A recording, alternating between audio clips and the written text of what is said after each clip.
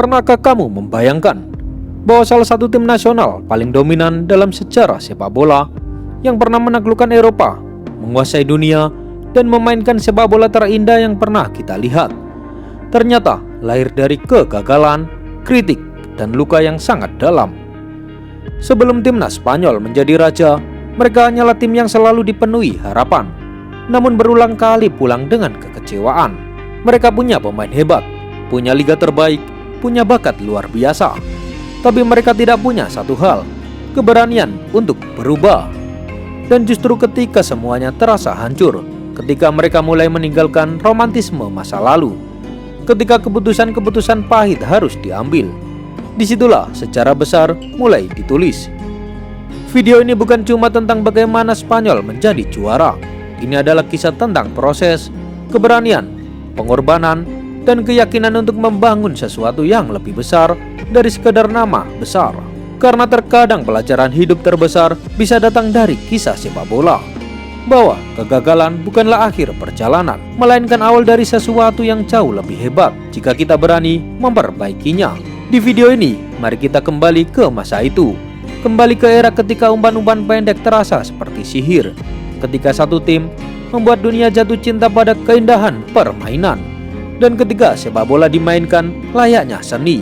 Siapkan kenanganmu, karena hari ini kita akan bernostalgia menelusuri lahirnya revolusi timnas Spanyol, sebuah kisah yang mengubah sepak bola selamanya.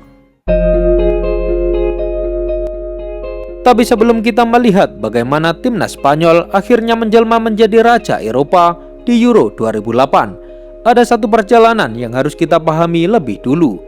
Sebuah fase penting, fase ketika Spanyol masih jauh dari kata sempurna. Karena setiap kejayaan besar selalu punya awal yang tidak indah. Dan untuk memahami betapa luar biasanya revolusi Spanyol, kita harus kembali ke titik ketika mereka masih rapuh. Mari kita mundur sejenak, kembali ke musim panas tahun 2004, ke sebuah turnamen yang diam-diam menjadi titik awal lahirnya generasi emas sepak bola Spanyol. Saat itu, timnas Spanyol tidak selalu masuk dalam daftar unggulan setiap turnamen. Mereka punya pemain-pemain kelas dunia, mereka punya liga terbaik Eropa yang dipenuhi talenta luar biasa. Namun ada satu hal yang belum mereka punya: mental juara sebagai sebuah tim. Di atas kertas, Spanyol selalu terlihat menakutkan, tapi ketika di lapangan, mereka terlalu sering runtuh ketika harapan mulai dibebankan. Perjalanan menuju Euro 2004 menjadi gambaran nyata masalah itu. Di babak kualifikasi, Spanyol tidak tampil sekuat reputasi mereka. Dari 8 pertandingan, mereka mencatatkan 5 kemenangan, 2 hasil imbang, dan 1 kekalahan. Secara angka memang tidak buruk, tetapi satu hasil benar-benar mencoreng nama besar mereka. Spanyol kalah dari Yunani, tim yang saat itu nyaris tak diperhitungkan siapapun, tim yang secara kualitas individu jauh di bawah Spanyol. Namun justru tim itulah yang finish sebagai juara grup, sementara Spanyol harus puas berada di posisi runner-up. Akibatnya, La Furia Roja dipaksa melewati jalur playoff menghadapi Norwegia. Dan di titik itulah kualitas individu mereka berbicara. Di leg pertama di Valencia, Spanyol menang 2-1. Lalu di kandang lawan, mereka tampil jauh lebih meyakinkan dan menang 3-0, agregat 5-1. Tiket ke Portugal akhirnya diamankan. Tapi alih-alih menumbuhkan keyakinan, cara mereka lolos justru melahirkan keraguan. Karena semua orang tahu, tim sebesar Spanyol seharusnya tidak perlu sampai berkeringat di babak playoff.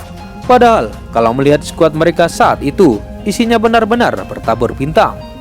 Di bawah Mister ada Iker Casillas, penjaga gawang muda yang sudah menjadi tembok kokoh bagi Real Madrid. Di lini belakang ada sosok keras kepala dan penuh perjuangan, Carles Puyol.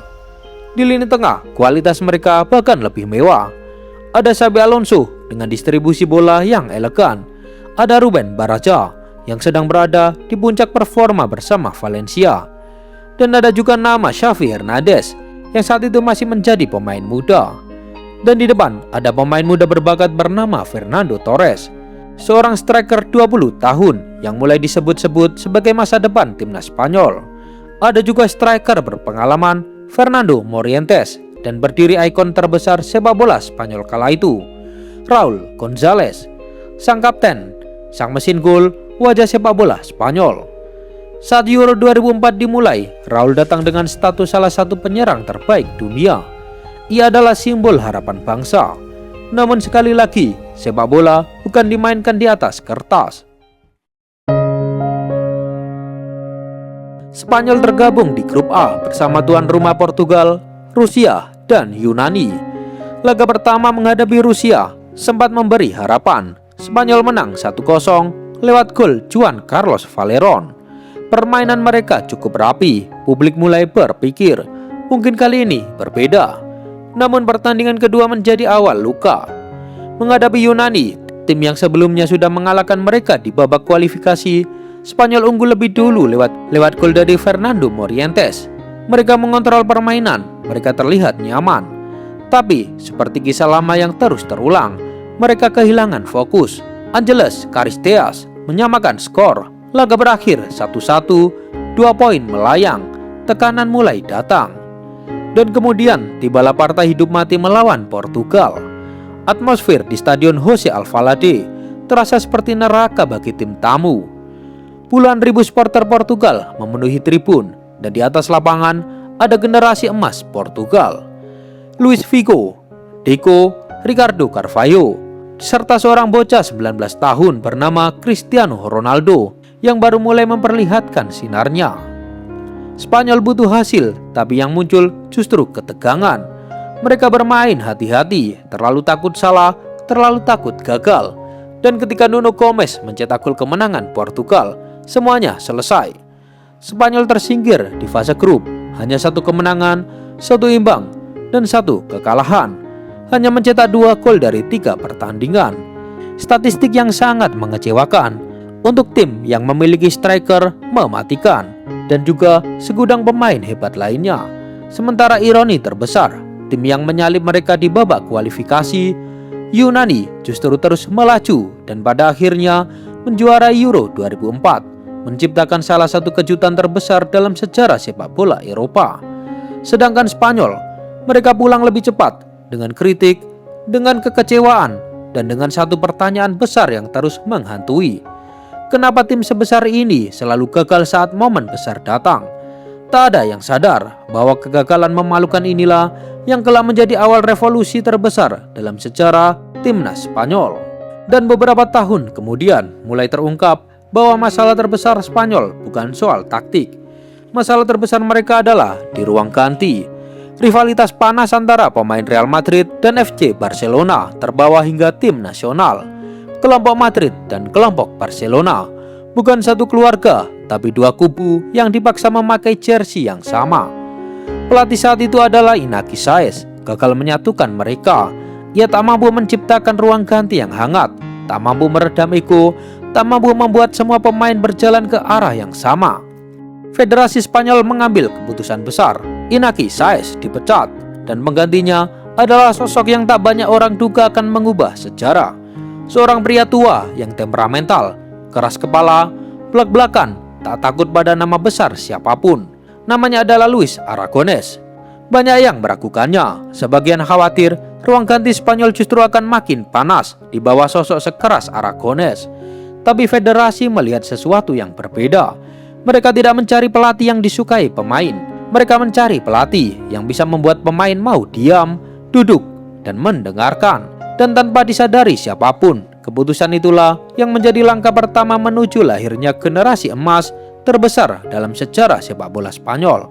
Karena sebelum Spanyol menaklukkan Eropa, mereka lebih dulu harus menaklukkan diri mereka sendiri.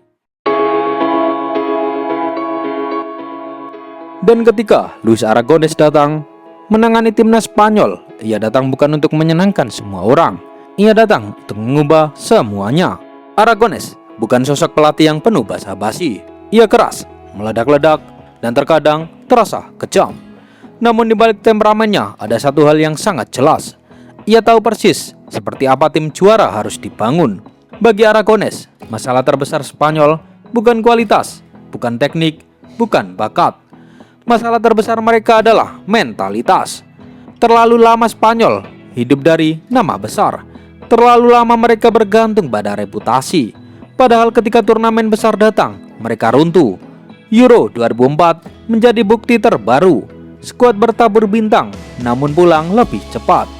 Dan sejak hari itu, Aragonés mengambil keputusan yang tidak semua orang berani lakukan. Ia memulai revolusi. Bukan revolusi kecil, tapi revolusi besar yang memotong akar lama sepak bola Spanyol. Nama-nama senior perlahan mulai disingkirkan.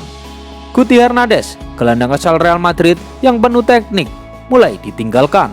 Fernando Morientes, striker yang pernah menjadi andalan di panggung Eropa, mulai kehilangan tempat.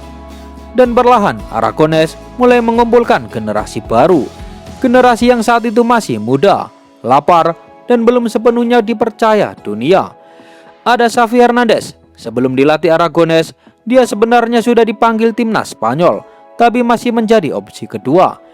Dan di era Aragonés, Xavi menjadi otak permainan yang melihat ruang, bahkan sebelum ruang itu tercipta. Ada Andres Iniesta, gelandang dengan sentuhan sehalus sutra, mampu keluar dari tekanan di ruang sempit manapun. Ada Cesc Fabregas, produk La Masia yang membawa visi bermain berbeda sejak usia muda. Ada David Silva, kecil, lincah, dan punya kreativitas yang sulit ditebak. Ada Fernando Torres, penyerang cepat dengan insting gol mematikan, yang saat itu dijuluki El Nino. Lalu ada David Villa, striker tajam yang sedang menanjak bersama Valencia. Namun di balik semua nama glamor itu, ada satu sosok kunci yang sering terlupakan. Marcos Senna, lahir di Brazil dan dinaturalisasi Spanyol pada tahun 2006. Dan kehadirannya menjadi bagian vital revolusi ini. Yang menarik, Aragonés tidak memilih pemain berdasarkan tubuh besar atau duel fisik. Sebaliknya, ia memilih pemain-pemain dengan IQ sepak bola tinggi, pemain yang nyaman menguasai bola, pemain yang berpikir cepat, pemain yang memahami ruang, pemain yang bisa bermain 1-2 sentuhan tanpa panik, tanpa membuang peluang. Aragonés melihat itu jauh sebelum dunia menyadarinya. Dan dari sanalah ia mulai menanamkan fondasi sepak bola yang kelak dikenal dunia sebagai era keemasan timnas Spanyol. Datanglah ujian besar pertama, Piala Dunia 2006, menjadi panggung pertama generasi baru Spanyol. Dan untuk pertama kalinya, dunia mulai melihat secerca sesuatu yang berbeda. Di fase grup, Spanyol tampil luar biasa. Mereka membuka turnamen dengan kemenangan telak 4-0 atas Ukraina, lalu mengalahkan Tunisia 3-1 setelah sempat tertinggal lebih dulu, dan menutup grup dengan kemenangan 1-0 atas Arab Saudi. 3 pertandingan, 3 kemenangan, 8 gol, dan hanya kebobolan 1 kali. Catatan yang sempurna. Saat itu banyak media mulai menjuluki mereka sebagai tim dengan permainan paling enak ditonton di turnamen. Publik Spanyol mulai berani bermimpi. Mungkin ini waktunya. Namun, babak gugur selalu punya cerita berbeda. Di 16 besar, mereka bertemu tim nasional Prancis. Dan ini bukan tim biasa, ini adalah skuad yang dipenuhi monster lapangan. Ada Zinedine Zidane, maestro yang sedang memainkan turnamen terakhir dalam karirnya. Ada Thierry Henry, striker mematikan. Ada Claude Makélélé, gelandang bertahan yang nyaris mustahil dilewati. Dan ada Patrick Vieira, mesin lini tengah dengan kombinasi kekuatan, stamina, dan teknik luar biasa. Spanyol sebenarnya memulai dengan sempurna. Menit ke-28, mereka mendapatkan penalti. David Villa maju sebagai Alcocho. Gol tercipta, Spanyol unggul 1-0. Harapan melonjak tinggi, namun setelah itu pertandingan berubah drastis. Perlahan, Prancis mengambil alih duel-duel penting, sementara Spanyol mulai kehilangan kendali. Fakta menariknya, saat laga itu berlangsung, rata-rata usia starting 11 Spanyol jauh lebih muda dibandingkan timnas Prancis. Mereka punya teknik, keberanian, dan energi, tetapi belum punya satu hal yang penting, kedewasaan bermain di panggung besar. Franck Ribéry menyamakan skor, Vieira membalikan keadaan. Lalu di akhir laga, Zinedine Zidane menutup malam itu dengan gol indah, sebuah penegasan bahwa sang maestro belum selesai.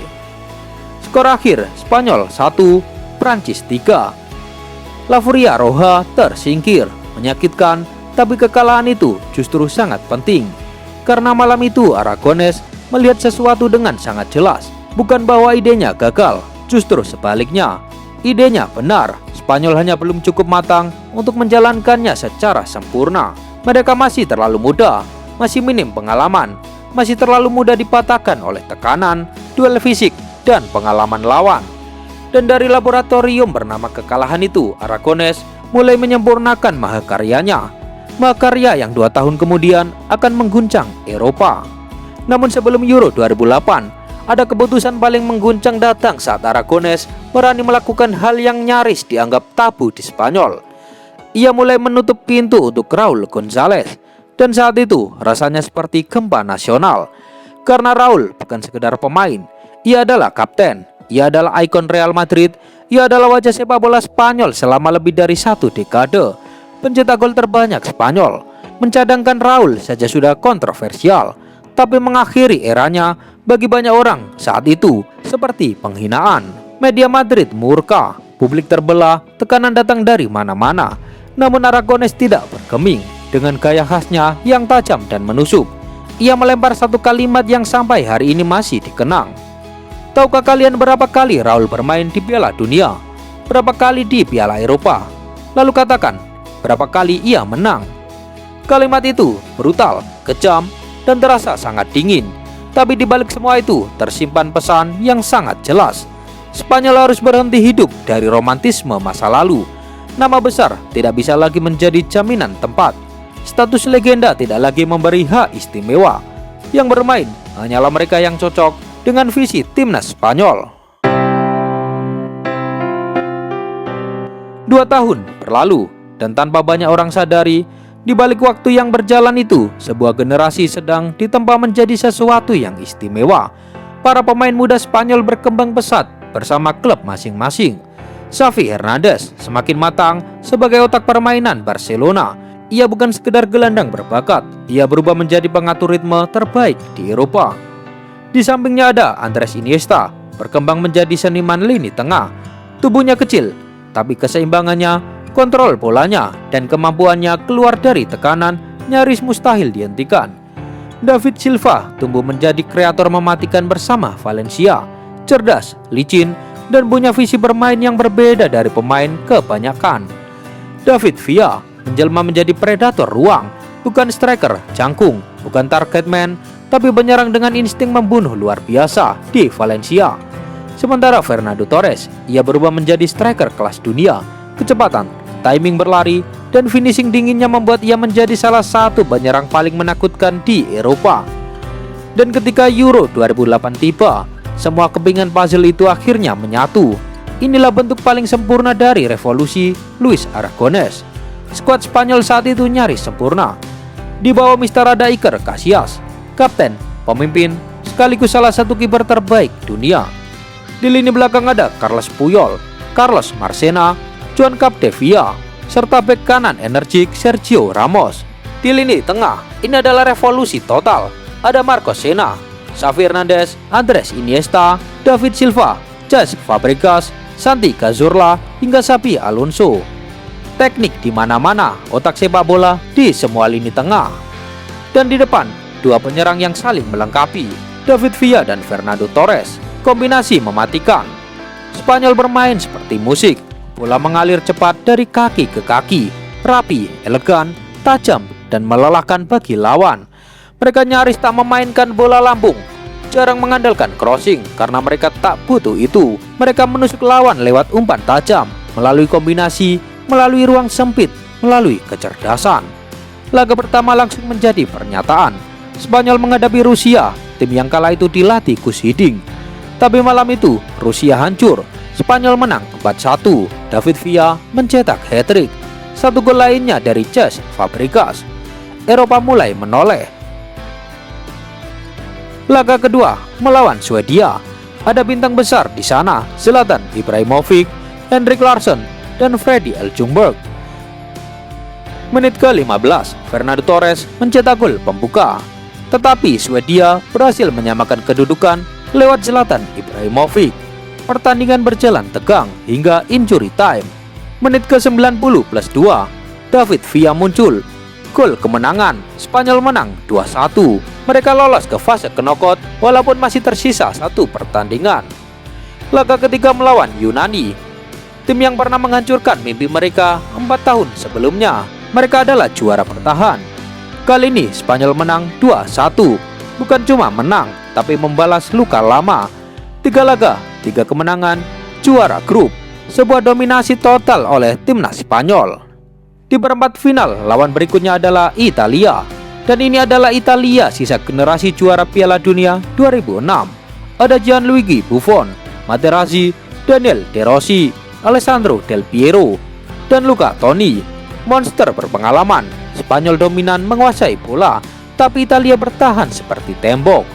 120 menit berlalu, skor masih 0-0. Masuk ke babak adu penalti, dan disinilah sejarah lama menghantui. Spanyol terkenal lemah di adu penalti, sudah berkali-kali gagal, namun malam itu berbeda.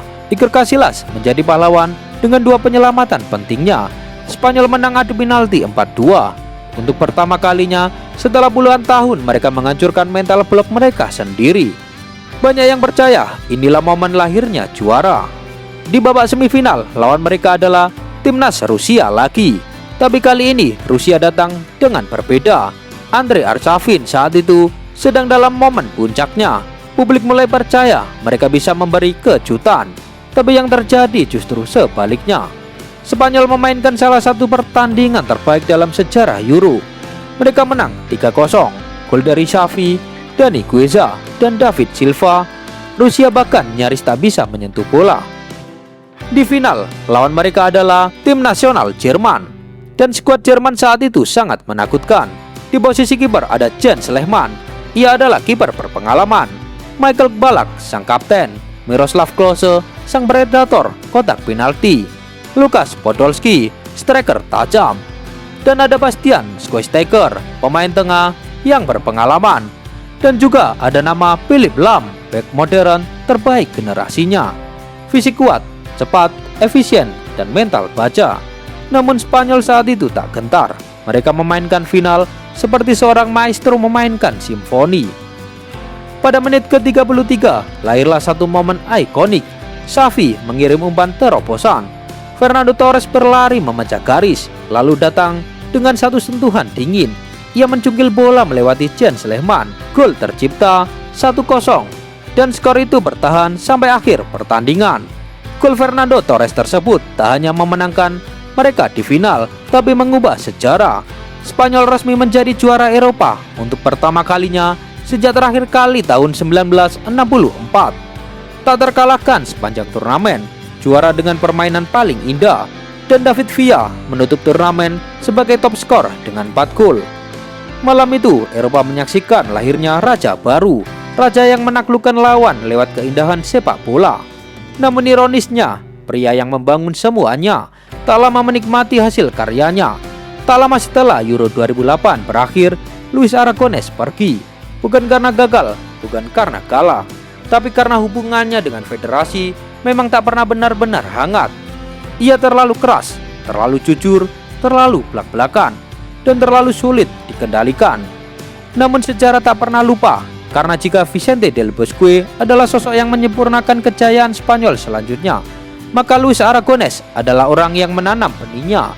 Dialah arsitek pertama, dialah babak revolusi, dialah lelaki keras kepala yang mengubah timnas Spanyol menjadi abadi. Karena pada akhirnya, sepak bola bukan cuma tentang siapa yang mengangkat trofi, tetapi tentang siapa yang mengubah sejarah. Dan pada akhirnya, kisah timnas Spanyol ini mengajarkan satu hal yang sangat indah, bahwa perubahan besar tidak selalu lahir dari jalan yang mudah. Terkadang ia justru lahir dari kegagalan, dari kritik, dari keputusan-keputusan pahit, bahkan dari keberanian untuk meninggalkan sesuatu yang selama ini dianggap tak tergantikan. Spanyol pernah jatuh, pernah diragukan, pernah dianggap sebagai tim yang hanya besar di atas kertas.